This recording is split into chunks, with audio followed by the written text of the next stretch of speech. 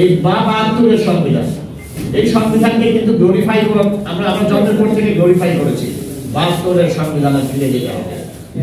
72-এর সংবিধানে না গেলে আইনের শাসন প্রতিষ্ঠা হবে না।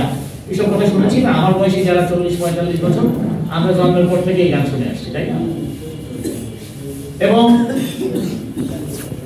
এই আওয়ামী সরকার ক্ষমতায় আসীন হওয়ার পর থেকেই কিন্তু তারা 72-এর সংবিধানে ফেরার জন্য অনেক সংশোধনী এনে মোটামুটি ভাবে হয়তো তারা মনে করে যে 72-এর সংবিধানে ফিরে গেছে।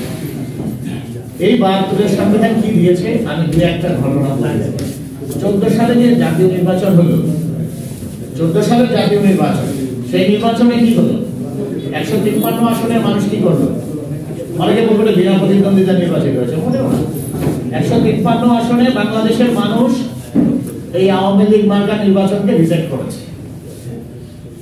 বাংলাদেশের 153 আসনের ভোটার বলেছে we don't like this election, we hate ইট।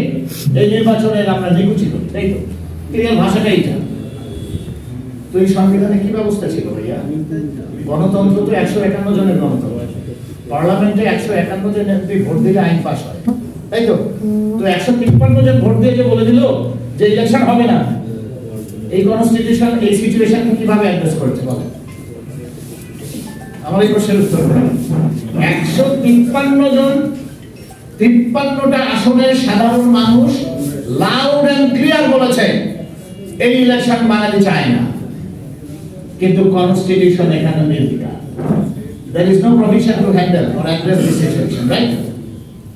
14 সালে যদি এই ইলেকশন না হতো তাহলে বাংলাদেশের গণতন্ত্র কিন্তু এই খাদে পড়তো না।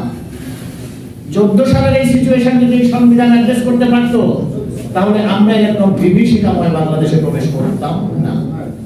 সুতরাং সংবিধানে গলদ আছে, সংবিধানে আরো গলদ আছে। এই 14 সালের ইলেকশনের পরে অবৈধভাবে ক্ষমতাসীন হয়ে শেখ হাসিনা কি করেছেন দেখেন? সংখ্যালঘু নিয়ে মায়া কান্না করে। আমরা কাউকে সংখ্যালঘু বলি না, সংখ্যালঘু শব্দ আমাদের নয়। হিন্দুরা আমাদের ভাই, বাংলাদেশের নাগরিক, সমান মর্যাদা। 1971 সালে মহান মুক্তিযুদ্ধের সময় যুদ্ধকালীন সরকার যে স্বাধীনতার ঘোষণাপত্র রচনা করেছিল সেখানে রাষ্ট্রীয় মূলনীতি 4টা কি ছিল? সাম্য, মানবিক মর্যাদা, তারপরে সামাজিক সুবিচার এবং গণতন্ত্র। খেয়াল করবেন, এই কথাগুলো মনে রাখবেন সাংবাদিক বন্ধুরা।